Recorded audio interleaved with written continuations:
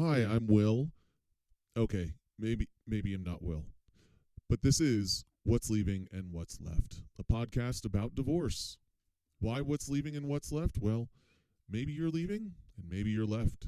Which is to say, this is a show about divorce. It isn't a how-to guide. It definitely isn't a substitute for legal representation or therapy.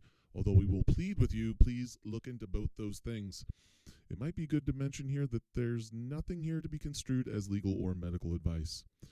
What's leaving and what's left is real divorce stories of real people. The idea came to me when I realized how many men I knew were going through divorces that would never look for help as they deal with divorce, or that when help was offered, they would never accept it. And yet when they found themselves in a divorce, they wanted to talk to me about it. Interestingly enough, but maybe not surprisingly, their stories, and maybe yours, have a lot in common with each other. And while I can't claim to be an expert on divorce, relationships, psychology, anything, I think finding familiarity and common ground in some of these stories might be soothing and somewhat therapeutic. And maybe, at the very least, we can provide a parasocial group for people having trouble finding, or people having trouble even beginning to look for, help. These stories are legal cases, and these cases are ongoing. We will be sensitive to their identities and any confidential or legal issues. We'll also do our best to refrain from shitting on our exes. In any relationship or breakup, it takes two. So, yeah, this isn't a place for unchecked anger. Instead, we hope you'll find the sometimes humorous and sometimes painful stories useful and comforting and, yes, even entertaining. Get as many laughs at our expense as possible because when you're divorced, laughs can be sometimes hard to come by. Thank you for joining us today on What's Leaving and What's Left. This is Will, your host. Our identities are being disguised to protect ongoing legal issues, but we are joined today by Julie. Hi, Julie. How are you? I'm good. Hello, Will. Thanks for having me. Absolutely. Thank you so much for being here. So you are divorced. Ish, right. What state do you live in? Because that can give some context as to why you're divorced-ish. California. Yeah. So how long has the divorce been proceeding? 4 years now. Cool. You love to see it. So not great. No. Not a lot of agreement. Nope, not a little bit of agreement. Okay, so tell me, do you have kids? I do. 2. What ages? 15 and 13 and a half. 15 and 13 and a half. Okay, Julie, to jump right in, I like to start where all good stories do, in the middle. I want you... Not the end? No. It's not Memento quite. It's yeah, we'll get there. I want you, as best you can, to describe the conversation between you and your husband at the time where it was decided that this was all going to happen. Oh, so you are assuming that it was a decision that I was part of? I would assume that there was some sort of talking. No, it was more like it was mid-May and we were having a backyard barbecue with the family, and after the barbecue was over, it was I want a divorce. That was Complete surprise. That was the entire conversation. That was the conversation at first, yes. Okay, so I like to start. How did you feel when you got that delivered to you? Surprised, actually dumbfounded. It was totally out of my wheelhouse at all, because when I was originally asked if I would get married to him, I paused the yes with, I don't believe in divorce, right? So it wasn't even something that was even on my radar ever. Right. So when you say you don't believe in divorce, that's religious background? No. It's that I believe that loving each other and staying married is a choice. Mm-hmm. And so every day you choose your spouse and your partner through anything. I know it says thick and thin and sickness and health, but in all honesty, it is a choice every day to continue to love the person. I wouldn't disagree. Yeah. Okay. So that happened. And did he just move out? Did you guys have to deal with the aftermath, or was it just kind of walking around silently, acting like everything's normal, kids, nothing to see? No, I fought. I fought for a whole year to try and save my marriage. What's that look like? It's ugly is what it is, really. It was a Let's lot go to therapy. Let's yes, yep. Yes, so we did all of the things, right? And like I read a book, how to, and we even went and got a like a couples thing where you would like scratch something off to do something fun as a couple, to try and get it back. But it was all for naught, because the whole reason he wanted a divorce had nothing to do with me in the first place. I already kind of know this story, but if you wouldn't mind, this is not you bad mouthing. It's not. It is in the spirit of the show to be honest. Correct. And so if you can just share the details without any intense emotion that might come with them. Yeah, well, it's easier 4 years later to talk about, Okay, right? At good. that point in time, there was a whole bunch, but in that moment, he didn't tell me. He just said that he didn't love me anymore, right? Which you would expect somebody who's looking for a divorce to say that. But, we were not by any means, we didn't have like the perfect marriage. And so there was difficult times, and he turned to someone else. And how long had that been going on by the time he said, I want a divorce? From what I know now, about 9 months. 9 months. Okay. So about 9 months. And now, is he still with that person? Yes, living in my old house. Oh, that's boy. Lovely. Okay. So when did you find this out? So not until about a year and a half after he first asked me for a divorce. So you go through a year of fighting. Yes. Fighting to keep it. Yes. The counseling, the therapy, and at no point did he go, I met somebody. No. Or anything like that. No, he actually didn't ever say that to me. I found out through a random text message that went to the wrong person. Right. Oh boy. Yeah. That's way worse. I have to imagine that's way worse than just somebody telling you like, I've been cheating on you. Yeah. That's like the last way you want to find out. Okay, so after that happened, how many knives did he go and hide? No, I'm just kidding. No. But seriously, like, how was that? What was his reaction? Was it like tail between his legs? Was it hostile? Well, I gave him an opportunity to actually come forward, and after I had found out, and I was like, do you have something to tell me? I tried really hard to open the lines of communication, because at that moment I was no longer going to fight, right? Like I was, it was, for sure I wasn't going to stay married to this human. So, and I was like, but do you have something to tell me so that we can go forward with, trust between us, and as to the reason why you want a divorce in the first place? And he still did not. And so I said it, and I was like, well, I found out that this is happening, and out of the mouth came, well, if you tell anybody at all, I will ruin you. That's kind of coming out with your dukes up. That's not exactly. Yeah. And was there any change? Was there any discussion after I will ruin you? No, that was that. So then it was about and so forward. It's another reason we make sure you're anonymous on correct this. We'll be changing the voice pitch and I'm not everything. trying to say anything bad. It just goes That's to what show that was a conversation. that was happened. a real conversation. You're that not happened. saying anything that. But it also just goes to show how people will, try and protect themselves. Right? Sure. Yeah, and he got really defensive. You weren't supposed to know. You knew. He was embarrassed about it. Right. And so he immediately turned to attacking. Right. Defense mode. Yeah. Sure. Okay, so he said he wanted a divorce. A year and a half goes by. You find out about the affair, and then what's home life like? Like, what I had happens? to still live in the house. Okay. For oh my gosh, let's see. Because what year was that? Right. Yeah. So 2020. That's an interesting year in American history, in world right? history. Yep, yes. May of 2020. Yes. So you had to live in the house because of COVID. Correct. Nobody was moving any. So you're one of those classic COVID divorces.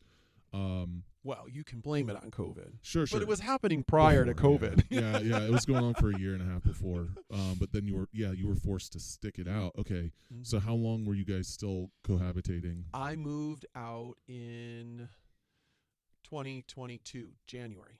Can I ask what the custody kind of looks like now, and is there an agreement? Is that still being ironed out? Is that part of the 4-year discussion here?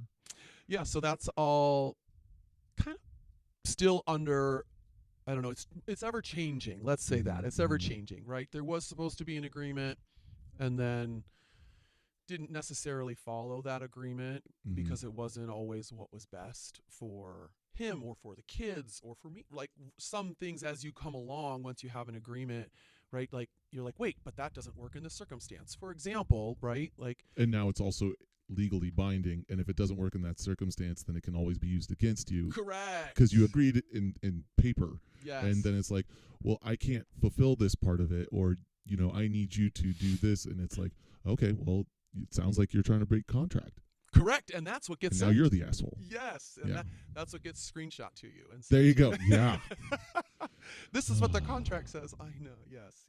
So yeah. Okay. Sorry, I didn't mean to interrupt. But yes. So you're still ironing out the details of the custody support, presumably. Yeah, but I don't really know that in any divorce that custody and support and all of that could be ironed out and be perfect. I don't think there is such a thing. No. Kids are changing, right? Like right now I've got one kid on one custody situation and my other kid on another custody situation. Like they've decided what worked better for them. Because your kids are older now. Yeah, because 15 and almost 14. Yeah. And what we had chosen, when they were 11 and 10, doesn't work when they're teenagers. Right. They just go, no, I don't want to. Essentially. Teenagers. And you can't make me because I'm a teenager and I'm bigger than you. Yeah, it gets different. Yeah, it's. I think that's an important thing to point out. What you did is that even if the divorce was finalized, even if your custody hearing was hammered out, your support was all totally agreed to, you got kids. Yeah. The divorce is ongoing. Yeah. We have to disguise you. I have to disguise myself. Yes. I have support hearings coming up. Like it doesn't end if you have children. And so people think once this is done, everything's going to be different. And it's like, I don't know. I don't know how I would describe it for me, and I don't know how you would describe it because you're just sort of in the shit still. Yes. How often are you talking to a lawyer as you go through your 4th year of divorce hell? At least once a week. At least once a week you talk to a lawyer. Yeah. And is that cheap? No. I just was telling you. I asked them not to send me the bill anymore. Just charge me. Yeah, we were talking off mic about that. Just don't send me the bill. Just run the card. Yeah. Yeah. That hits hard. When you separated, when you were no longer living together, what did you lean on? What did you have as far as support? I'm very lucky. I have wonderful parents who, by the way, have been married 52 years. So that's part of the reason why I can say, that it's a choice every day, because I've watched them go through so many things in my life, but they were there, but they don't really understand because they've never been divorced. It never occurred to them. Right. So then I leaned on to my best friend who has been divorced, and she's in my pocket all the time. She's amazing, and I'm grateful that I have a wonderful best friend and I have wonderful parents. Have the kids handled it pretty well? Because that's another element. It's trauma for us, right? And then there's sort of this, I don't know, there's confusion. They don't understand adult relationships and the law, and so what happened there? It's very sad actually, and it's not something that I ever. If it's too sensitive. No, I mean, it's just one of my children has super high anxiety and struggles a lot with making choices, and because he doesn't want to make a wrong choice, there's a lot of things, right? And so we have the kids like in therapy. I've been in therapy, it takes lots of hours. I also have a parent coach trying to help me through all of this and help them through all of this so that we can do the best that we can with the circumstances that we have. Yeah. I don't know. Make lemonade. Sure. Yeah. No. I feel you were what's left. I was what's leaving in my situation.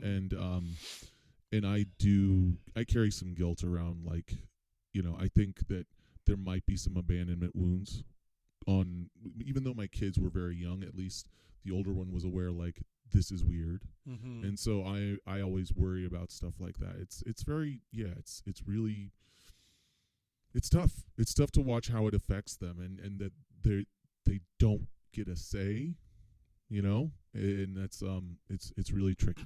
I know we're getting into the emotional It part is, of it. yeah. We'll laugh again, I promise. Yeah. Well, it's just really tough to watch your kids go through that in either way, right? Whether you're the one that's left or whether you're the one that's leaving. The kids you're watching it. As long as unless you're a deadbeat, unless you're a piece of shit and you just kind of like ignore everything. Sorry, didn't mean to interrupt, but no, you're totally fine. Yeah, that's true. Yeah. So thank you for sharing that. So you had your parents, you had your friends. Now, what role has therapy played in like working through a lot of this? And I ask this because I'm anticipating some guests will say, "What therapy?" And I think that'll be interesting, don't you? Yeah, I mean, I think so. It's honestly the only way I was able to manage my thoughts, right? And a therapist taught me this. Well, my parent coach, really. She taught me that your feelings come from your thoughts about a circumstance, not the circumstance itself. Okay. And it's true, because if you think about it, and this is a really awful thing, but this is the way that you can like really visualize. 2 women can get raped. Okay. And one woman can take that and go and help other women who are raped and just be amazing and like, and the other one, can turn to her room and really just like become super depressed, right? The same circumstance happened, but their thought on that circumstance and on what that meant to them is what then created those emotions and those feelings that they have about that event. So when I think about it in that way, this event is happening to me and it is happening to my children, and the 3 of us did not make this choice. So we can choose to let it ruin us, or we can choose to learn from it and to change our thoughts and to move forward, more powerful now than we were before. So my younger son has really latched onto that well and is really using that to learn how to communicate, which is phenomenal. I saw him the other day communicate in such a way that was way beyond his years. And it's come from the modeling and from the coaching that I've received, and the thoughts and the specific words. Is that the child with high anxiety? No, okay. That's my older son. That's your older son. Okay. He's really struggling with fairness, and he's struggling with really just like what the purpose is. Sure. There's so much everything is hard. Everything is hard. Right? And he's in high school, and like that's hard, and kids are mean. And everything is hard. And so what is the purpose of living such a hard life? And that's what because he's just that much older and he gets that much more. Sure. And at 15, I can speak as an extremely hormonal 15. Correct. That's going rage to and you're swinging, man. You've got all these feelings, and all of them seem very hard and heavy. Yeah. Punching bags work really well. That's good. Yeah. No physical activity. Sure. My parents knew. I didn't want to play all those goddamn sports, but they made me do it.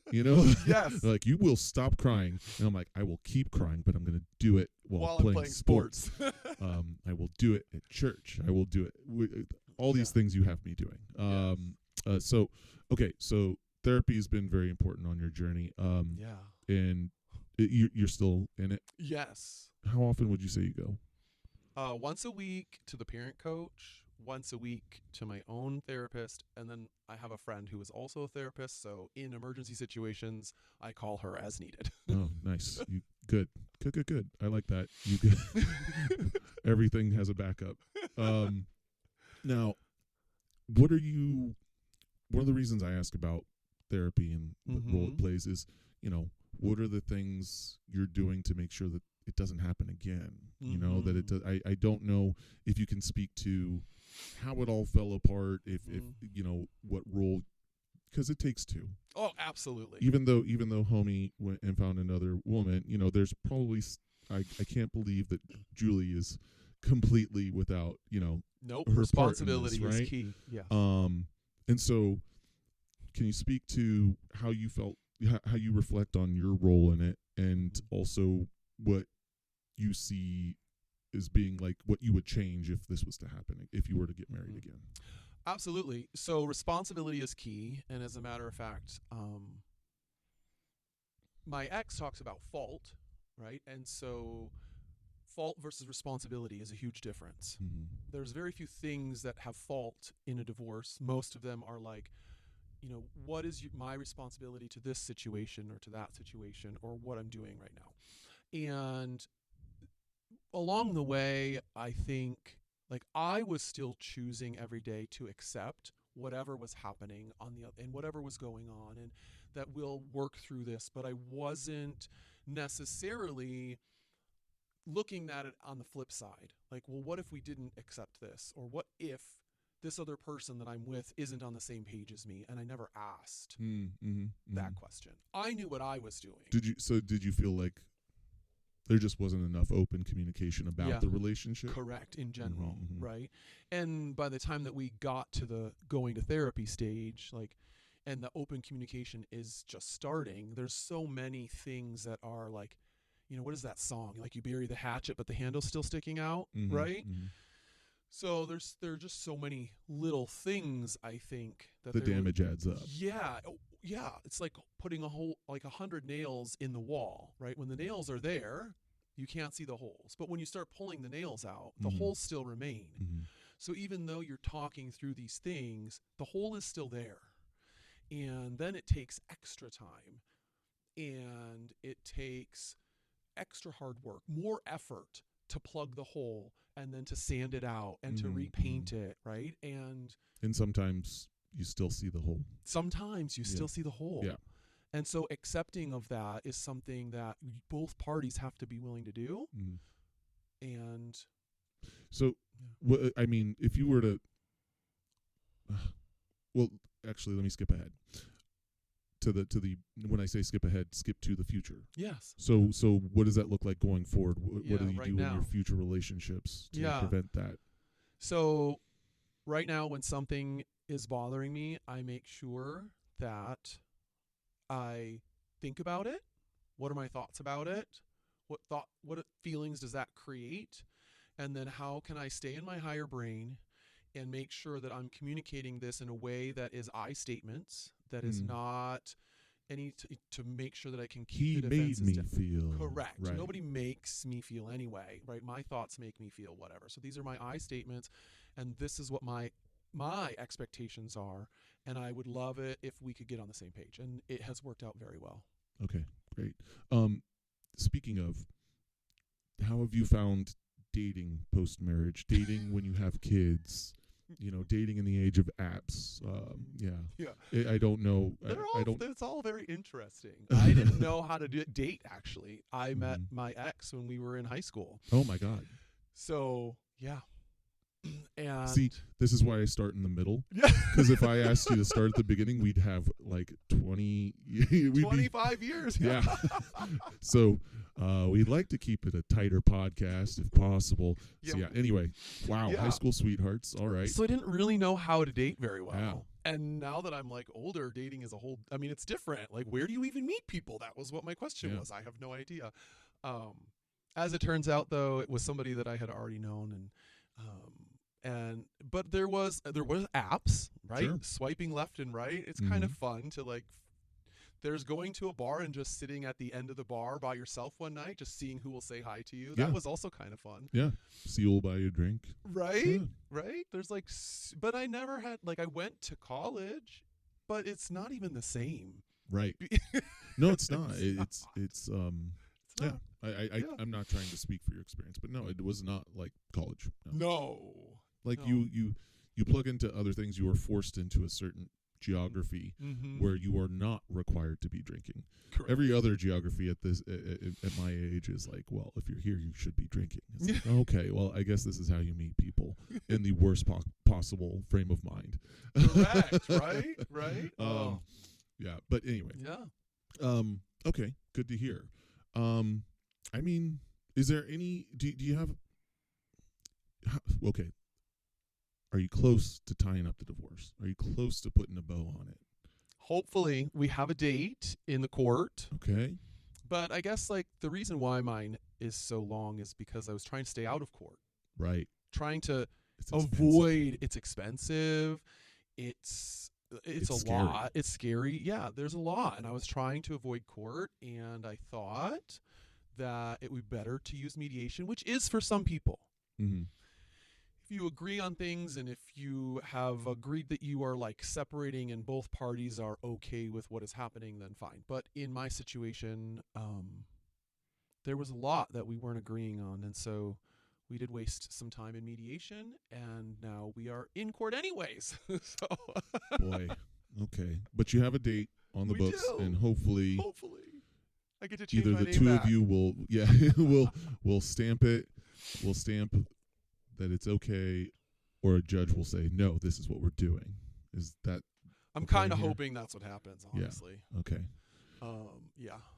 Very cool. And then, is there anything that you've taken away from this experience, that you would want to share with somebody who is considering this road? Yes, that's or why I'm is here. in it? Yeah.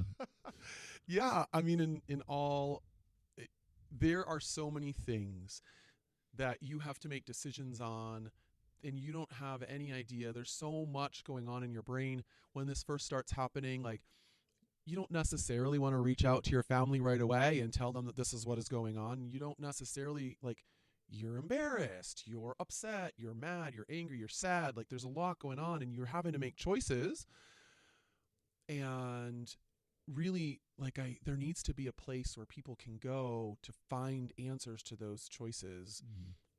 That's not a law firm, because have you ever searched? Well, I searched. If nobody else has, I searched online to find out whether mediation or court was better, and I searched online like what is the best child custody for kids who are teenagers, and I searched online like so many different things trying to find answers, and it's all law firms that come up because it's their advertising, because they're divorce law firms, Sure. right? So Like they know obviously you're going to be in the market for this. right, at but some there point. isn't something like this podcast, or there isn't like blog posts, and there isn't like a nonprofit organization that is there to provide data and information so that you can just arm yourself with knowledge to make the best decision that you can with the knowledge that you have, right? Because that's what we do on a daily basis. We make the best choices we can with the information that we have. But I had no information on divorce. Yeah. So it's pretty foreign. I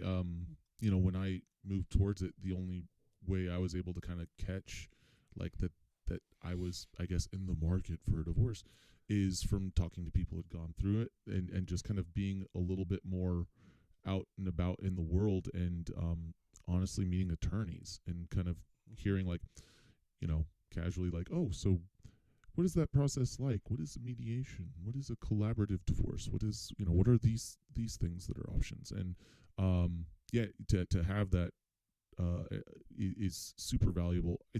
I to your point about people need a resource like a podcast or something. Thank you. yes.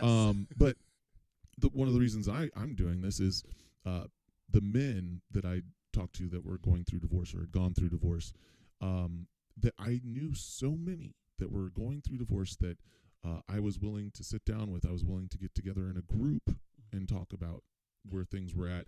I was willing to, just whatever it was. I sent them to my therapist. I recommended them. Fell on deaf ears. I think there's just there's a little. You can blame it on like a toxic masculinity or something. There's a machismo to it. I will not accept help if it is offered to me, and I'm certainly not going to seek it out on my own voluntarily. And I'm like, but you need it. And so so a lot of my friends afterwards, they would come to me and they'd be like, you seem to be happy after your divorce. I'm like, I asked for help, you dipshit. Like, you got to go and get help. You got to take it when it's offered, and you got to go and like really, really start making sure you've got support, man. You'll lose your mind. Yes. Yes, you do. We talk about the trauma that it has on children, but something I think can't be hammered home enough is that the top two most traumatic things that can happen to a human being are the death of a loved one, number one. Number two, Divorce. Mm-hmm. And it takes, I think they estimated it takes like 7 years to really process and fully move on from that. And yeah, there's a lot of grieving. There's a lot of shame. There's a lot of weird, like, you discover anger. Yeah. Did you consider yourself an angry person? No. Have you discovered it? Because I always think that's interesting. Yes.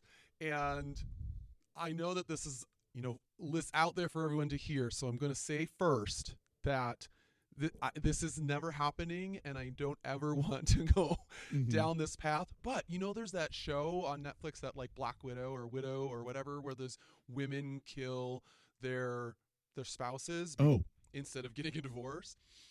And my dad was watching it one day, and he goes, "Oh, is this how you feel?" And I was like, it actually is, and I get it now. I get why someone would want to do that. It's not a confession, and I would never do it.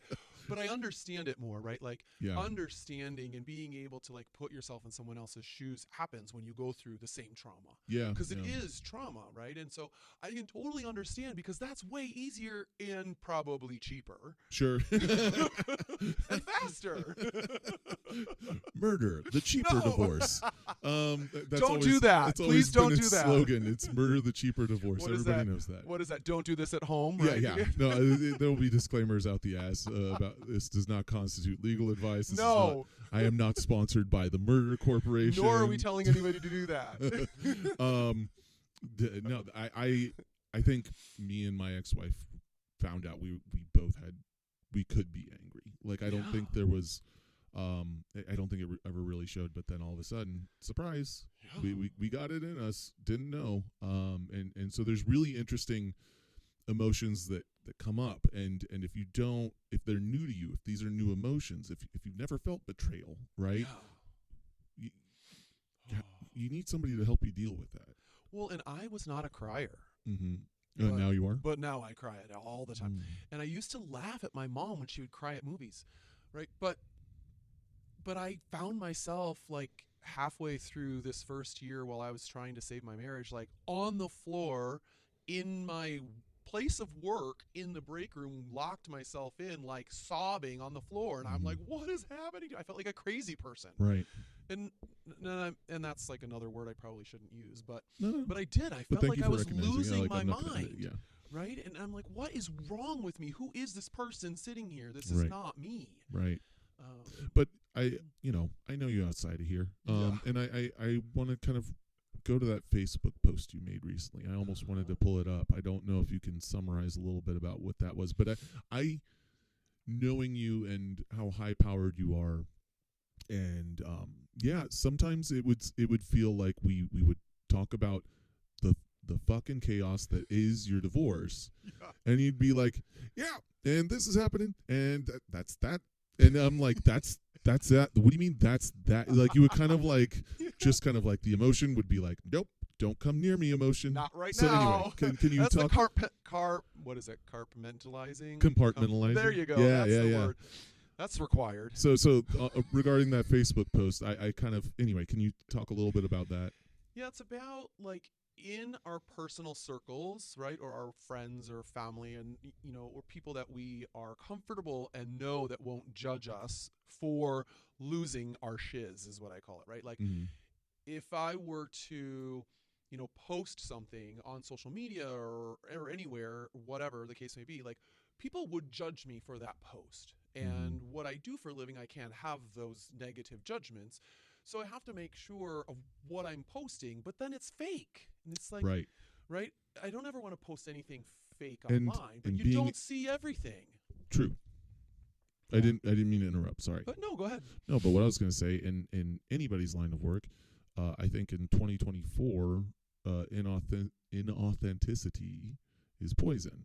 That's not good for anybody's brand either, right? No. I think there's a lot of we're able to kind of see through that, like, hey, not every real estate agent has a perfect home life and a perfect car and no debt. You know, like Right. that maybe there's some holes in the armor a bit, and that's fine. I think how you express them, when you express them, making sure you're professional when you need to be, but also saying like, hey, I'm really going through it today, guys. I'll get back to you tomorrow. That's not bad either.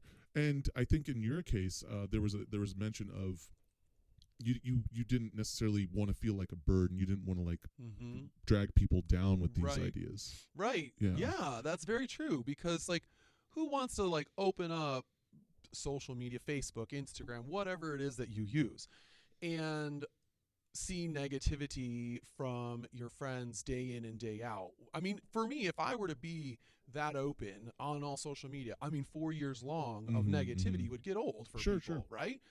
But it is 4 years long of negative. I mean, there's a lot that goes on through a divorce, right? Totally. So I could post something every day. Yeah.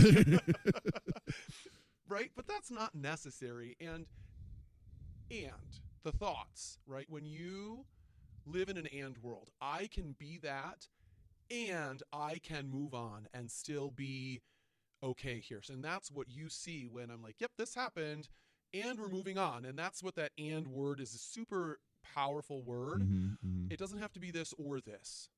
I can be a mess over here about this divorce and I can still keep it together over here when it matters. Well, and I want I want to also say you can be you can share your you can share your issues with your support group, your friends, and not be a burden. Correct. You know what I'm saying? Yes. Because friends, I mean, any good friend is there to help carry burdens. They are there to share those things. That's friends, right? And if your friends aren't doing that, you fucking move on, dude.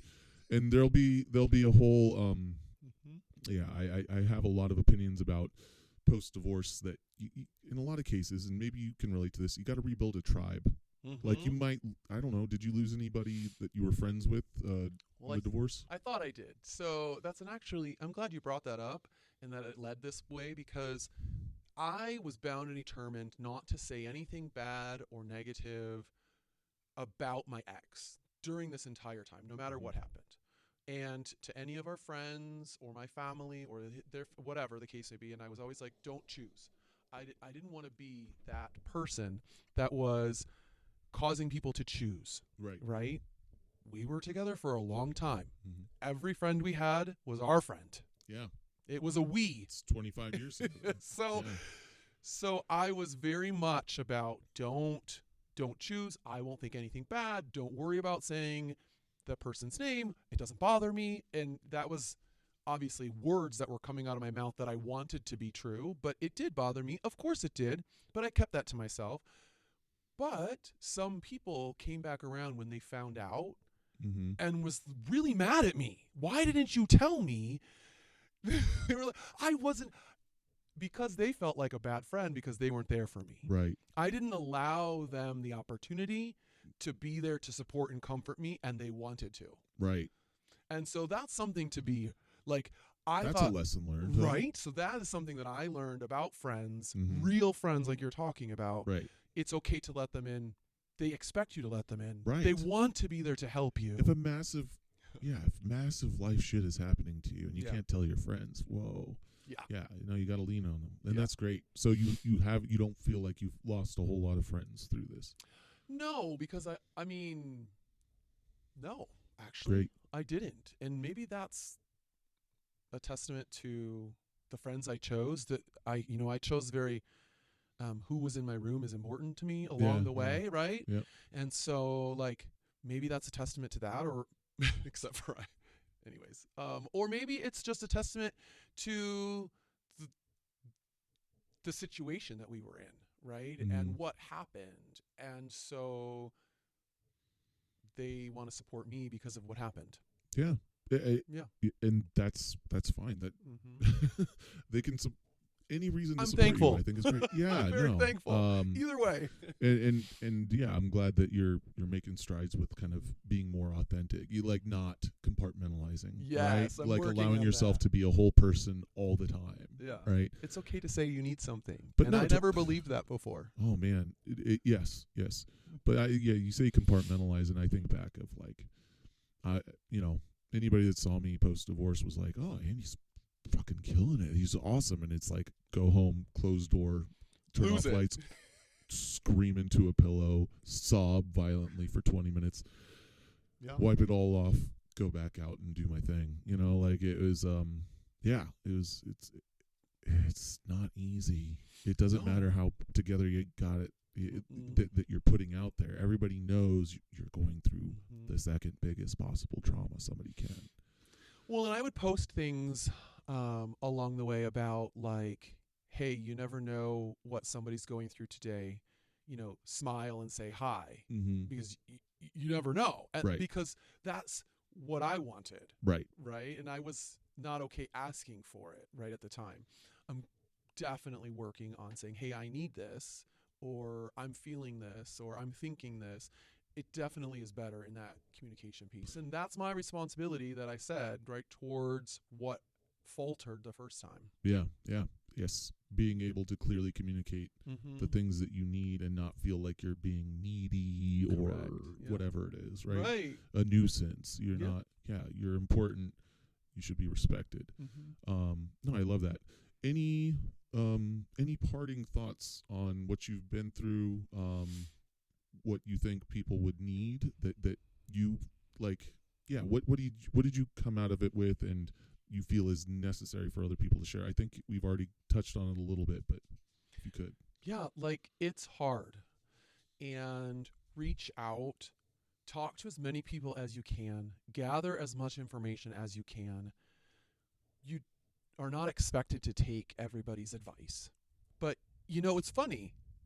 When you're pregnant, people give you advice left and right, like coming out of the woodworks trying to tell you how to be a good parent and what to do, which is phenomenal. And to like nausea sometimes, where you're just like, oh my God, if another person tells me what I need to do when my baby is born.